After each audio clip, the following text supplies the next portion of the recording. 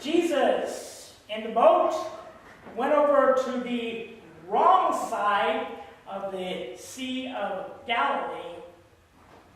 That area, they were not Jews. Those people ate pigs. Those people were unclean. But the one man, he was more unclean than all of the other people. That man himself, inside, was controlled by the demons. More than a Roman legion of demons were in that man. The man, naked, lived in the graveyard. Before they had tried to chain his hands and feet with metal chains, he broke through the chains and he would run into empty places. Those places of dead people, those unclean places. Jesus saw the man, had pity on him, and the man came running and said, "Jesus, I know that you are the Son of the Most High God. Why do you come against me?" They already knew Jesus. Why? Because Jesus had been in eternity the one belonging to God, Father, Son, and the Holy Spirit. The demons knew that he was the one who cast them out from heaven. And now, in the demon-filled man, they didn't want Jesus to throw them finished into hell. So they begged Jesus, "Please throw us out into that group of pigs." And when they came out of the man, the pigs ran, fell off the cliff into the water, and drowned dead. The man was free. Martin Luther said that all people have free will, right? No. He said people, like a horse, are not free to just run around any place. They have a rider always. A horse doesn't always have a rider, right? But all people have someone controlling the way they live. This man had the demons inside controlling how he lived. He was screwed up. The demon had made his life terrible. That doesn't happen now, right? Well, The devil still screws up people's lives? it's dead all the time. That's true. You do see that all the time. You see how the devil screws up people's lives. How does he do it now? The people, do they run around naked in graves? We see them in hospitals, We see them in the hospitals, prisons. Homeless shelters. places. We see them in the gambling casinos, addicted to the one-armed bandits. see them in the bars, drinking. We see them in the drugs, in the alleys. We see them messed up lives. We still see it. The computers, they sit in the basement and they watch naked women on the computers. We see all kinds of computers. We see all kinds of the demons controlling people. That is lives that are wasted. But the writer, the one who is sitting there for those people, is the devil. And he wants to ride them all the way to hell. He wants to screw up their lives until they are destroyed. But Martin Luther says, when Jesus comes, what happens? It is like the man who before had the demons inside, now he is free. Well, not free. The one who controls him is not the devil. This man is now controlled, belonging to God. And the man begs Jesus, please let me follow you. And Jesus said, go back to the city. Show those people that you are free. Show those people what God has done for you. Are people going to believe him? Yeah.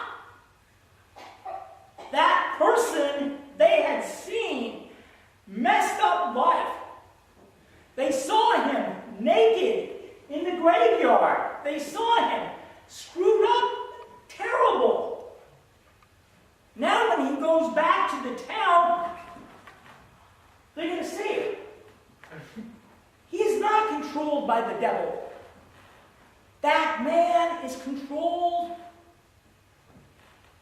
by God. And he will tell them, God has done this for me. I am not hurting myself. I am not in chains. I am not messed up like before. I am now free to live for God.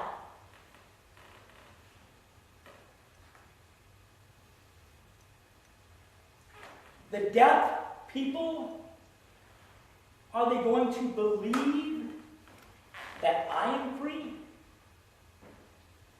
The deaf people, are they going to believe that you are free? Well, Show them. yeah. Is your life messed up? Who is controlling you? God. God is caring for me.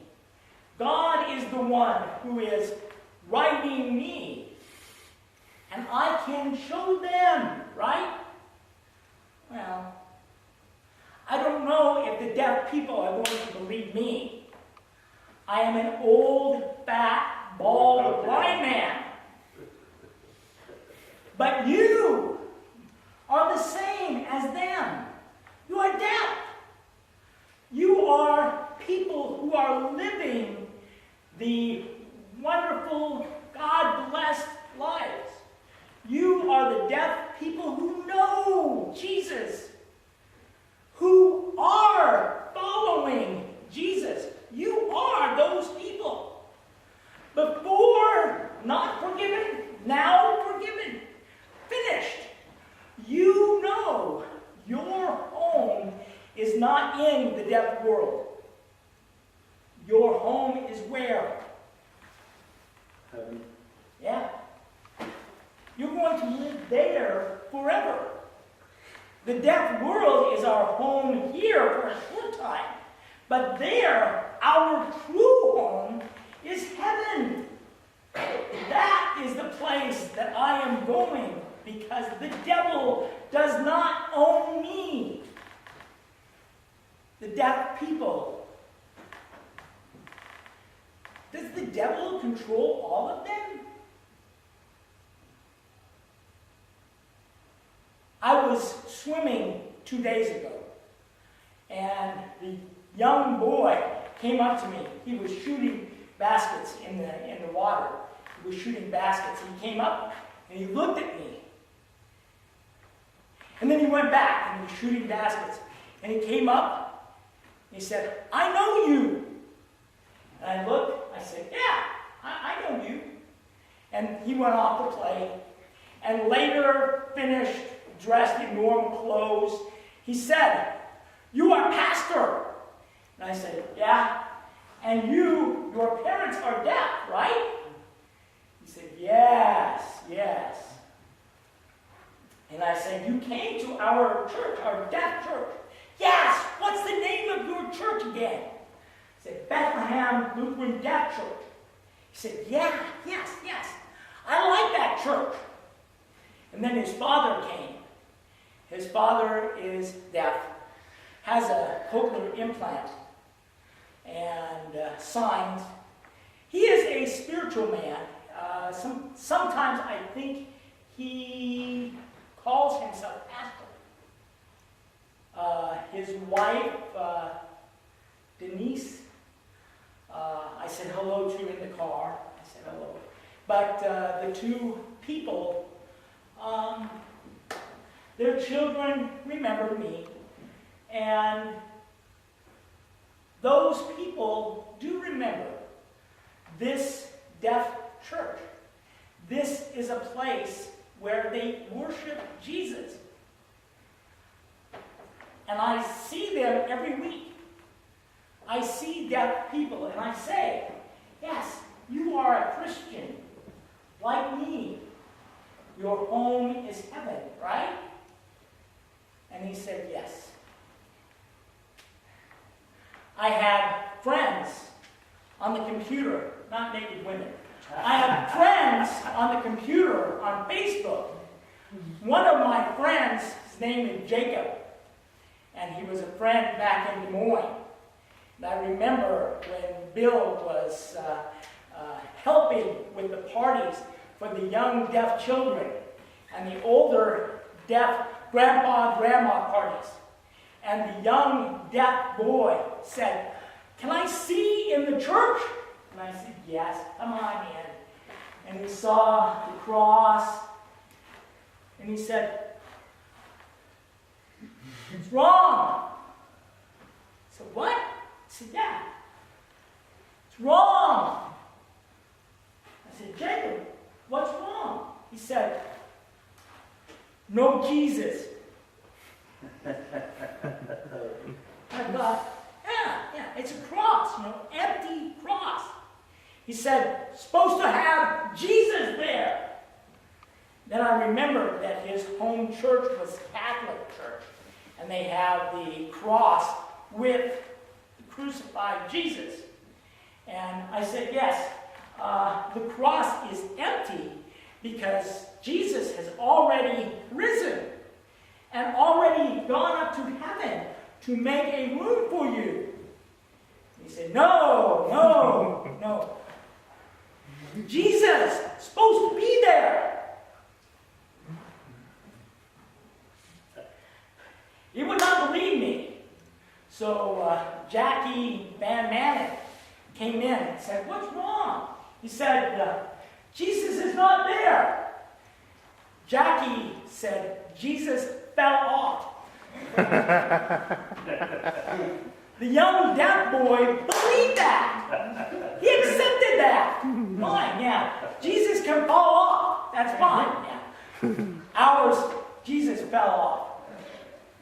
But now he is my friend on Facebook. And the young man, many of the young deaf people from long ago, even deaf people from here in Omaha, that I work with at the deaf mainstream school, at the ISD, at the Deaf School Institute. Many of them are my friends on Facebook. And those people will ask me questions about Jesus. heaven, yeah, about Jesus. And, I mean, if they will ask me, I am an old, bald, fat, blind man.